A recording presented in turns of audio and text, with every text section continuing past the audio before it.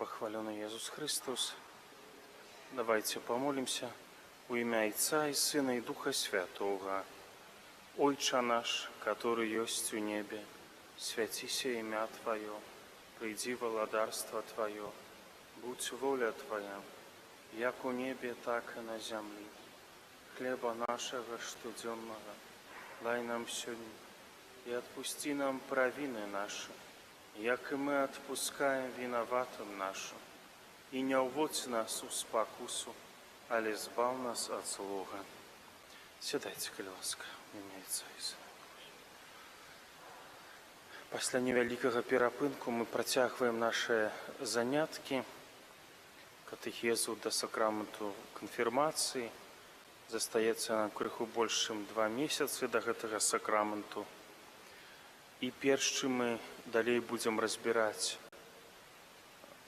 гэтыя прыказанні касцёльныя, хочацца нагадаць, каб вы ўжо падумалі над гэтым пытаннем.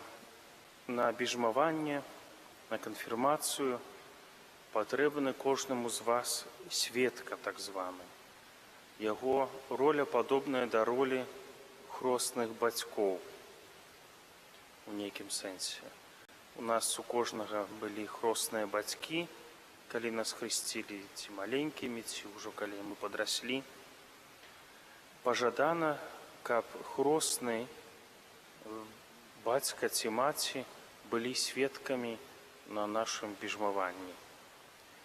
Гэта не проста той, хто прысутнічае і можа пацвердзіць, што нас біжмаваў біскуп.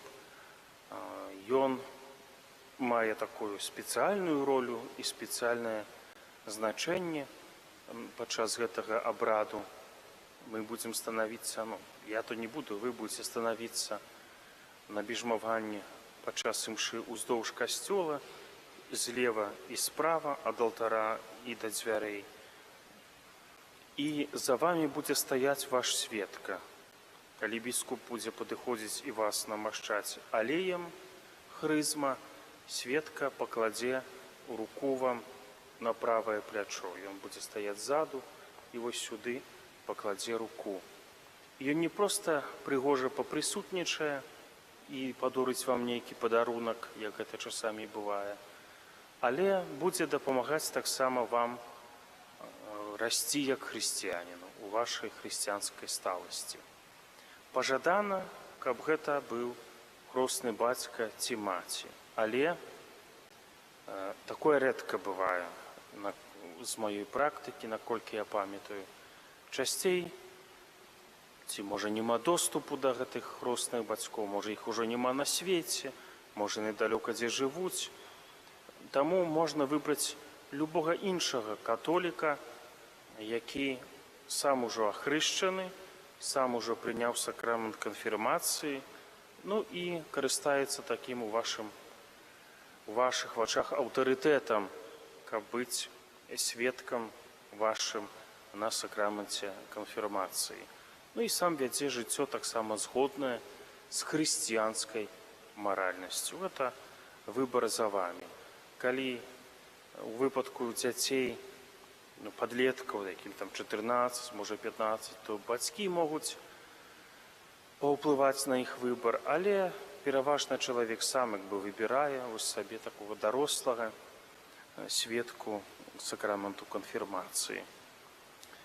Таму вось ужо падумайце, хто мог бы быць сведкам і з вами вось быць на этой урачыстасці, потым вам дапамагаць. Можа часамі пагразіць пальцам, як штосьці кепскае будзеце рабіць. Вось. Хоць няма такога прадпісання, але па нашай традыцыі, такой у Беларусі распаўсюджанай, у жанчын жанчына сведка, у мужчын мужчына. Это адзін чалавек, не 2, як пры хросных, а 1. Таму мужчына выбірае мужчыну, ужо біжмаванага, і прапануе яму быць сведкам. Гэта вы самі пра гэта падумайце. Абавязкова католіка. Вось таму ёсць у вас час там парайцеся з кім-небудзь альбо самі прыміце рашэнне. І вось гэтаму чалавеку запрапануйце, каб ён таксама настроіўся гэтыя тыдні, што засталіся да сакраменту канфірмацыі, маліўся за вас, можа у вас нейкае пытанне будзе, да яго будзеце з гэтым пытаннем звяртацца. Вось, таму са сведкам, я думаю, вы зразумелі гэта пытанне. Цяпер от ужо клапаціцеся пра гэта. Ёсць традыцыя браць другое імя сабе перад сакраментам канфірмацыі. Гэта не абавязкова, і цяпер тэндэнцыя ў касцёле такая, каб не браць гэта другое імя, каб біжмаванне прымаць з тым іменем, якім нас хрысцілі, каб выразіць сувязь паміж хростам і канфірмацыяй, бо это як бы дапаўненне утаямнічання хрысціянскага. Хрост, біжмаванне і першая камунія. Але по нашай краіне зноў жа пераважна людзі любяць сабе падумаць, якое-то другое імя прыгожае, не якое-небудзь там з серыяла Эсмеральда, а якое-небудзь у гонар святога, які вам імпануе. Звычайна людзі як выбіраюць сабе другое імя?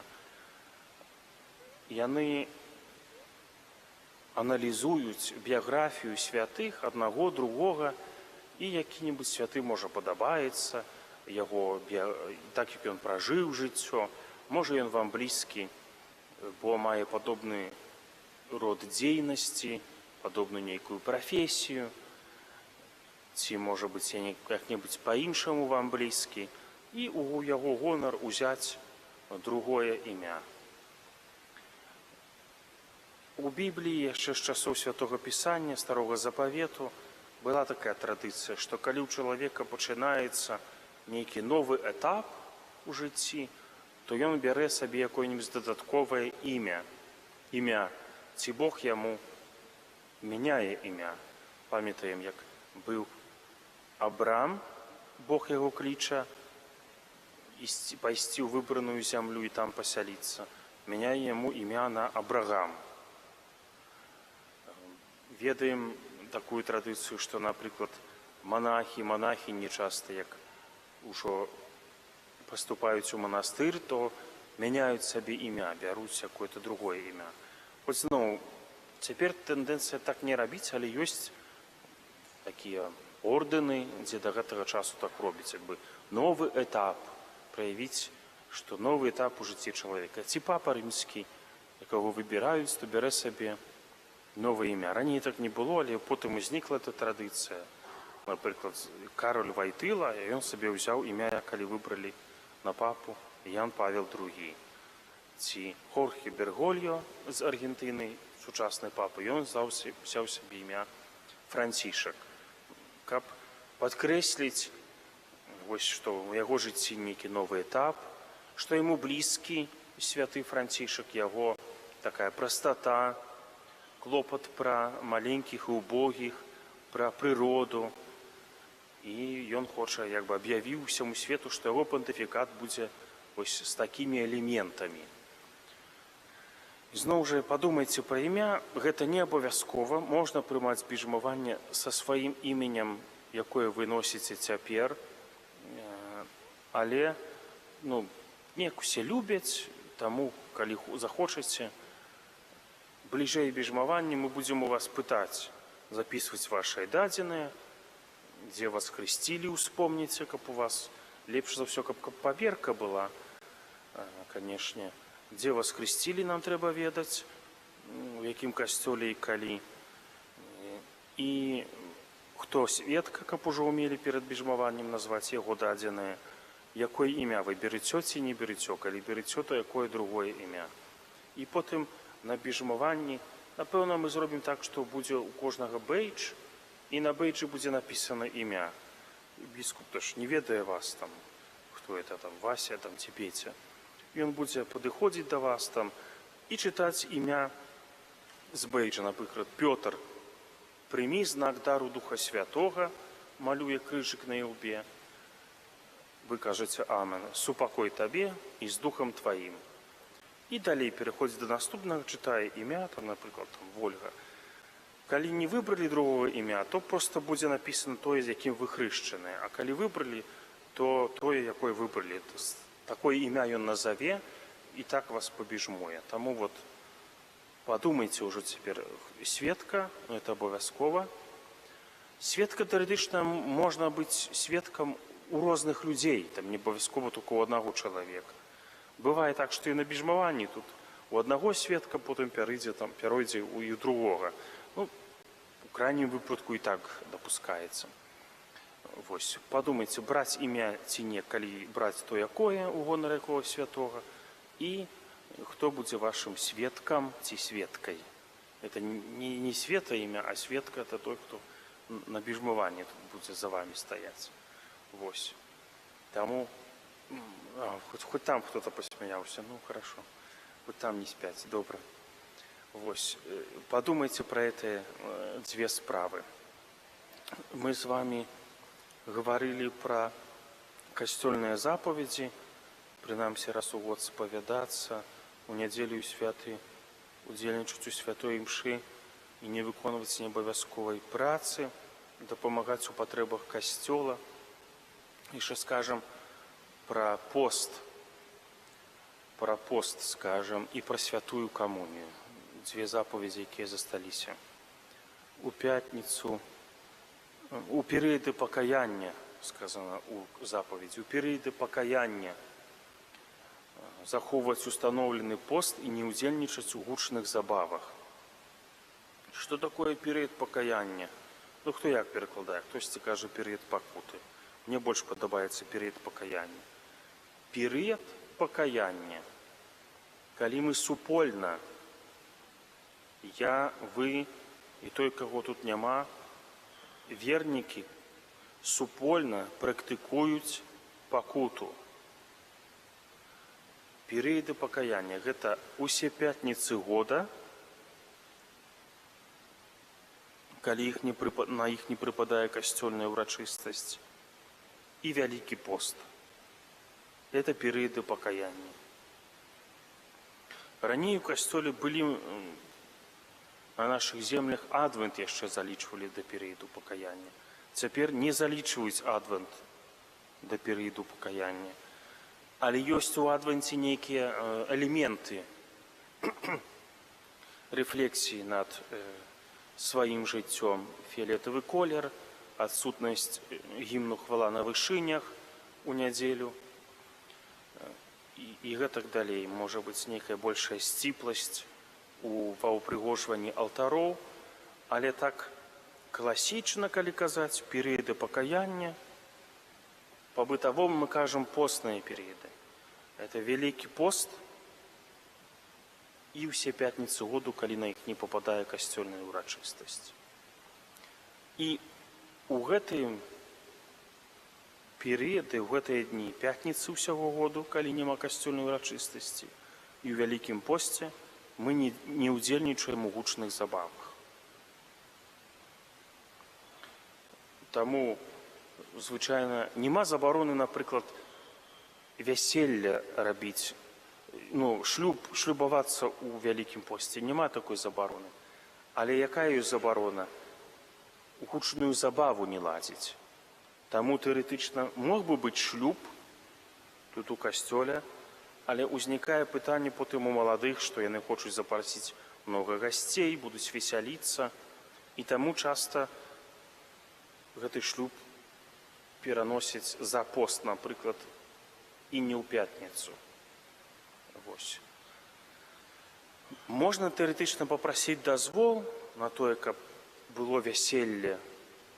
Адрозніваем слова шлюб і вяселле. Шлюб – это абрад тут у касцёле.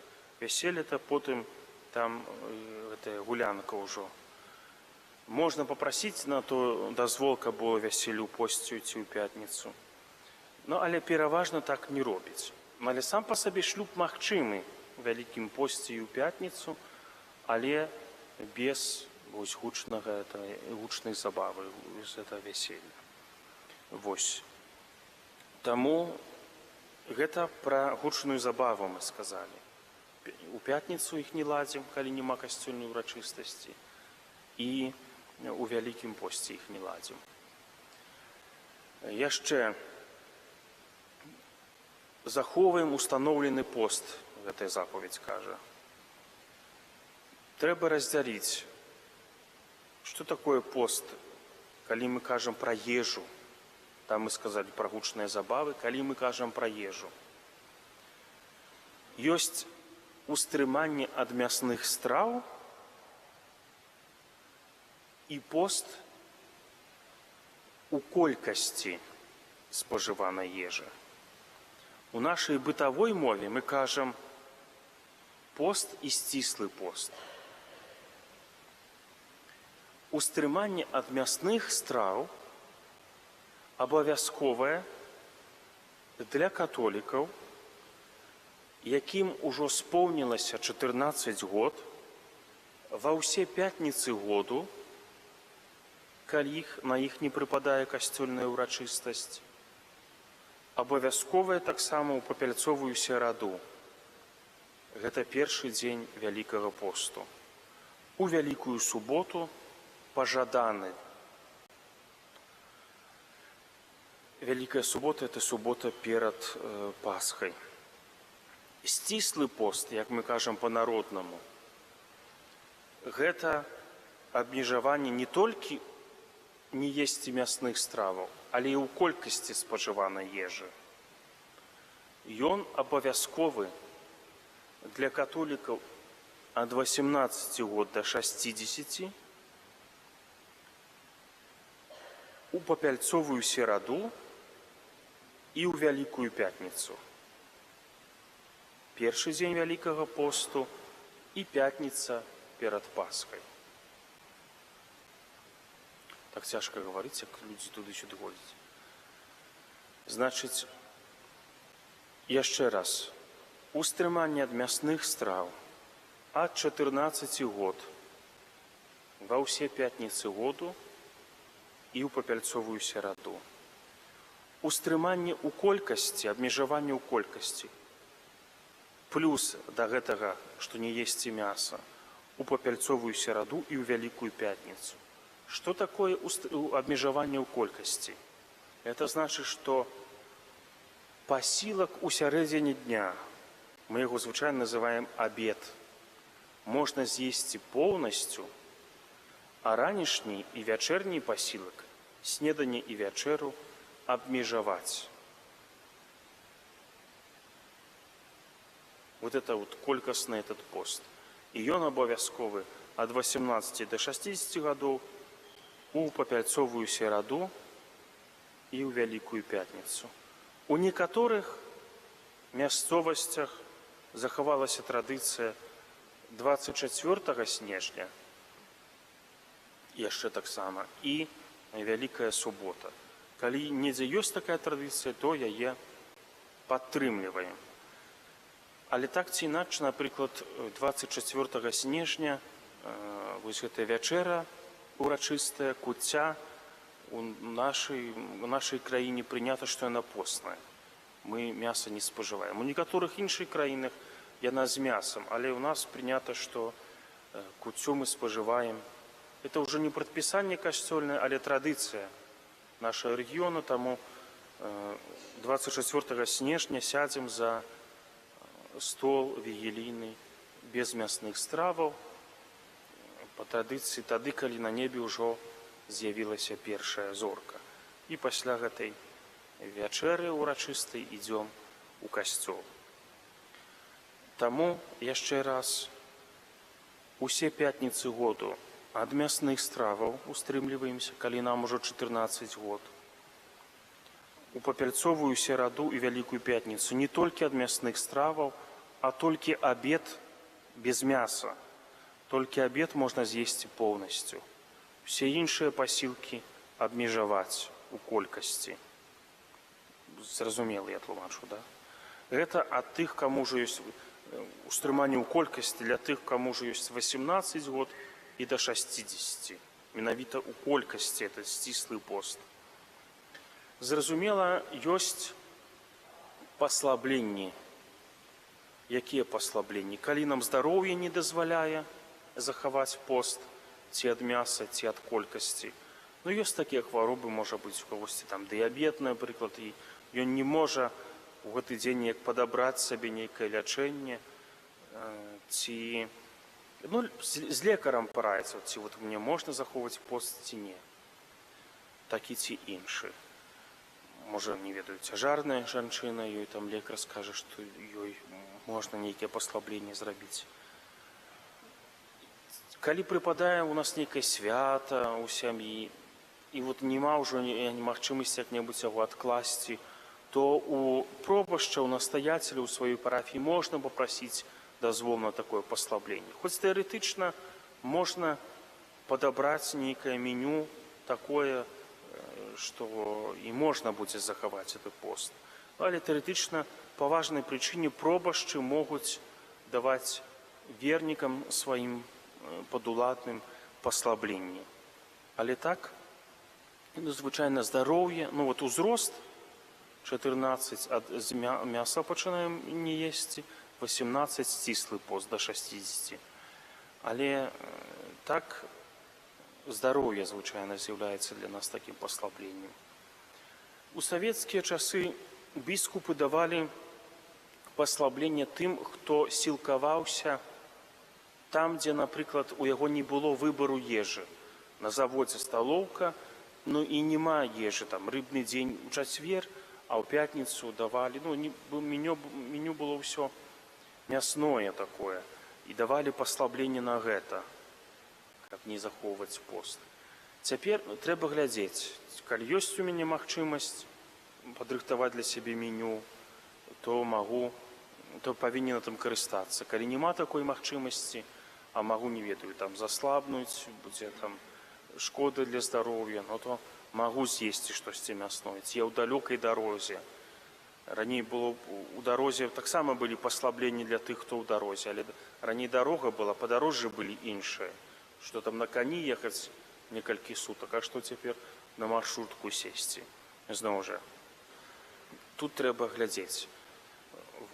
Ну, адна справа, як мы ў бальніцу трапілі, там няма выбору ежы, тады ёсць для нас паслабленне. А іншая справа, калі там насмарк, я магу выбраць рыбную страву есці ці мясныя стравы. Таму тэарэтычна я сам сабе магу даць это паслабленне, але ў мяне павінна быць нейкая важная прычына, каб не захоўваць гэты пост. Касцёльныя прадпісанні мы з вамі гаварылі, яны з'яўляюцца мінімум. Мінімум это вот пятніцы, папярцовая сярда, Вялікая пятніца. Што не значыць, што я не магу сам на сябе накласці іншы пост. І цяпер тэндэнцыя у практыках касцёла такая, што мы больш самі сабе выбіраем пост. Прыходзіць адвент ці прыходзіць Вялікі пост, то я раблю пастановы, гледзячы, што мне можа перашкаджае ў маім духоўным жыцці, у адносінах з Богам і бліжнім, чаго мне не хапае. І хтосьці можа ўзяць сабе, напрыклад, на ўвесь Вялікі пост не есці мясных страваў. Калісьці раней былі прадпісанні там не есці малочнага, напрыклад. Ну, можа, хтосьці такую сабе возьме пастанову. Цяпер няма такіх абмежаванняў не есці малочнага. Больш строгія пасты ва ўсходніх хрысціянаў, у грэк-католікаў, у праваслаўных гэтых пастоў прасцей назваць, калі няма абмежаванняў у ежы сярод году, чым калі яны ёсць у праваслаўных. Толькі што рэдка яны это захоўваюць, рэдка мы знойдзем такого чалавека, бо у іх жа і цяпер і на Новы год пападае пост. Мала хто там посціць.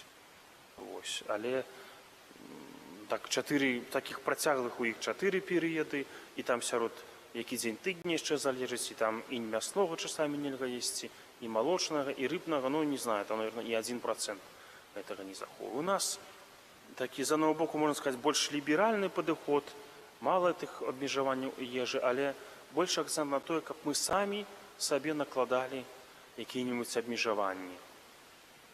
Хтосьці там... Ёсць жа людзі, которые ўвогуле мяса не ядуць, вегетарыянцы. Нельга сказаць, што Для іх няма ніякага посту. Яны сябе абмяжоўваюць у чымсьці іншым. Можа быць, там, у салодкім, а можа быць, больш працяглыя малітвы на сябе накладаюць. Я думаю, што вы ведаеце, што такое пастановы, што это за практыка, і гэтым трэба карыстацца. Пост такі вось больш індывідуальны, мае характар у такім сэнсе, што я сам назіраю, у чым я буду сябе абмяжоўваць у постным перыядзе. Але я магу сабе ў пост узяць і не ў вялікім посце які-небудзь на сябе накласці. Але каб это не без шкоды здароўю і каб это не было прычынай для пыхі, што вот я там пашчу, а ты не посціш, што я лепшы за цябе. Вот, каб такога не было. Это ж Езус у гэтым дакараў фарысею, садыкею, што вот вы такія, вы посціце, у сінагогу ходзіце, ахвяры складаеце, але з думкай, ну я то лепшы, чым яны, хто не такі. Замест таго, каб парадавацца, калі это людзі, напрыклад, навернуцца да Бога. Вось. Ёсць такі у нас яшчэ пост, эўхарыстычны. Перад прыняццем святой камуніі. Колькі мы посцім? 5 сутак, правильно? Кто-то махнул 5 сутак. 1 гадзіну да прыняцця камуніі нічога не есці і не піць. Можна піць ваду чыстую. Да прыняцця святой камуніі нічога не спажываць на працягу 1 гадзіны. Ад гэтага посту вызвалены, каму ёсць паслабленні. Хворыя людзі і тыя, хто апякуецца хворымі. Ну, ёсць нейкі ляжачы, запрасілі ксяндза, і ксёндз там в любы момант можа прыйсці, тут і здароўе можа не дазваляе захоўваць пост, і так можа супала, што ён толькі што паеў, но то ён можа спажыць это цела Хрыста, можа штосьці выпіць. Зразумела, і здаровыя таксама. Не парушае пост чыстая вада і прыняцце лекаў. І той, хто апякуецца, у яго многа можа быць ляжачых гэтых больных, і ён можа там, калі б кожны раз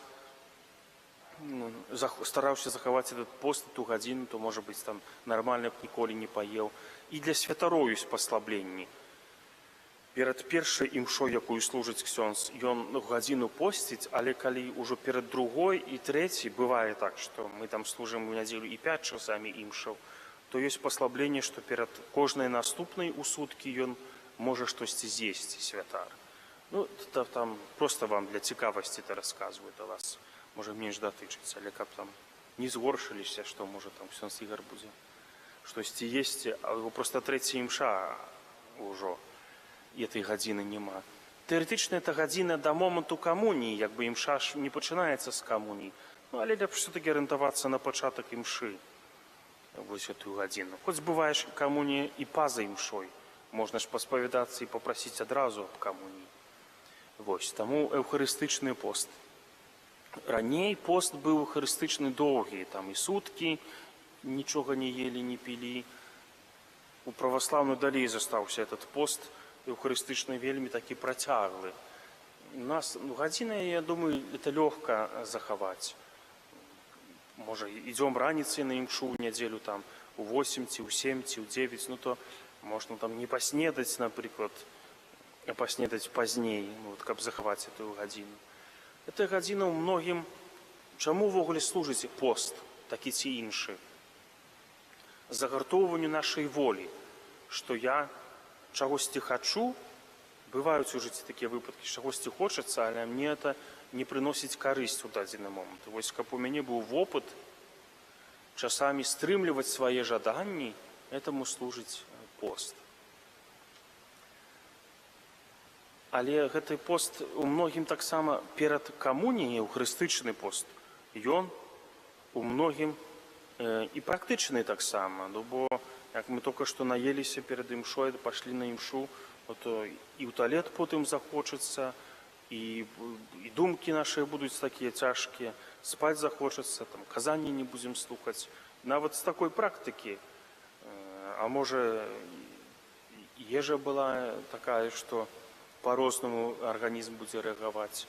Нават з пункту гледжання такого практычнага, гэта гадзіна яна вельмі добрая, яе захаваць да святой імшы, да прыняцця камуніі, нічога не есці, не піць, апрача лекаў і вады.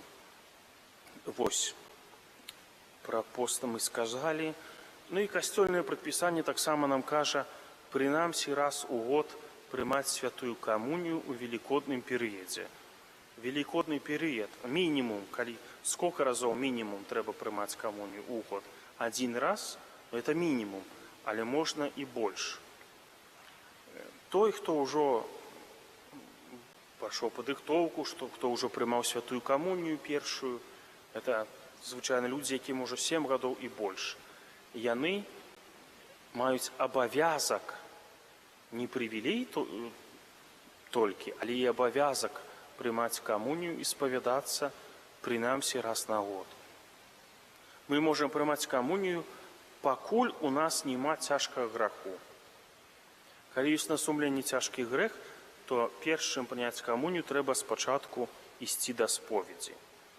І это все вельмі індывідуальна. Цяжкі грэх можа здарыцца і на наступны дзень пасля споведзі, і праз тыдзень, і праз 2, і гэтак далей. Калі мы гаварылі пра споведзь, мы гаварылі, што калі у нас ёсць сумненне, ці мы зрабілі цяжкі грэх, ці лёгкі, то лепш пайсці да споведзі і яго вызнаць. Некаторыя маюць традыцыю, так я бачу па парафіях, хто рэгулярна ходзіць у касцёл, раз на месяц спавядаюцца, ну і прымаюць камунію кожны раз, калі яны ўдзельнічаюць у святой імшы, калі няма цяжкага граху. Але мінімум раз на год у велікодным перыядзе. Велікодны перыяд – гэта Пасха, Вялікдзень, і 50 дзён пасля Пасхі, да ўрачыстасці Пяцідзясятніцы з паслання Духа Святога. Але хто рэгулярна спавядаецца і прымае камунію, яму можна нават пра гэта і не помніць, бо ён і так там і ў велікодным прыме камунію, і ў іншыя дні прымае камунію, і гэтак далей. Ёсць абмежаванне ў колькасці максімальнай за суткі, колькі можна прыняць камунію. Не больш, чым 2 разы за суткі можна прыняць камунію. Прычым, калі першы раз я за суткі прымаю камунію, я магу прыняць і не падчас імшы. Паспавядаўся, быў цяжкі грэх, напрыклад. І ксёндз, не ведаю, сёння раніцай была імша, перад святамі больш людзей, як заўсёды, спавядаецца. Хто-то перад імшой не паспеў выспаведацца, яго паспавядалі пасля імшы, ён папрасіў аб камуніі, ён прыняў камунію. Па-за імшой атрымліваецца. То другі раз у гэтыя ж самыя суткі ён можа прыняць камунію толькі калі ён будзе на імшы ад пачатку і да канца. Трэці раз за суткі ніколі нельга прымаць святую камунію. Апрача выпадку, калі чалавек памірае. Паміраючыя, яны могуць прыняць святую камунію, нават калі так трапіла б, што это 3-й раз за суткі.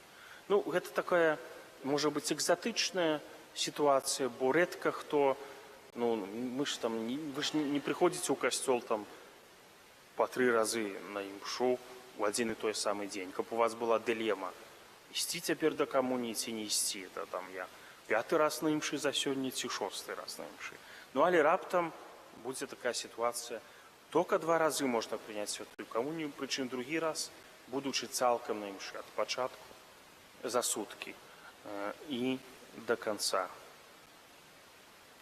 Вось, раней у касцёле была практыка іншая, яны мяняліся, і дзецям такім, якія цяпер 7-8 гадоў не давалі камунію, і так часта, што кожны дзень таксама людзям не давалі камунію. Цяпер у касцёла вось такая практыка, якую я агучыў.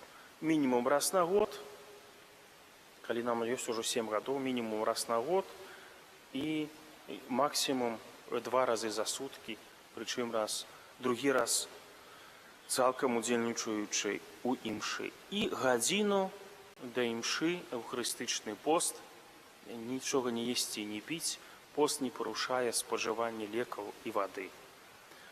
У пятніцы году і ў вялікім посце не ўдзельнічаем у гучных забавах, Ва ўсе пятніцы году, калі нам ужо 14 гадоў, не спажываем мясных страваў. У папяльцовую сярэду Вялікую пятніцу, калі ўжо нам ёсць 18 гадоў, не толькі не спажываем мясныя стравы, але толькі абед можа з'есці цалкам. Усе іншыя пасілкі абмежаваць у колькасці.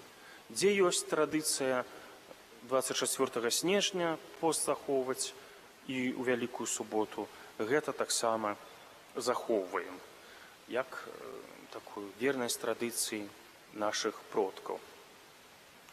Калі прыпадае на пятніцу касцёльная ўрачыстасць, то посту няма ад мяса. Такое бывае, не ведаю. Уявім сабе, 15 жніўня у небаўзяцця Панны Марыі ўрачыстасць касцёльная папала на пятніцу. Тады мы можам, не мусім есці мяса, але можам есці мясныя стравы. Вось.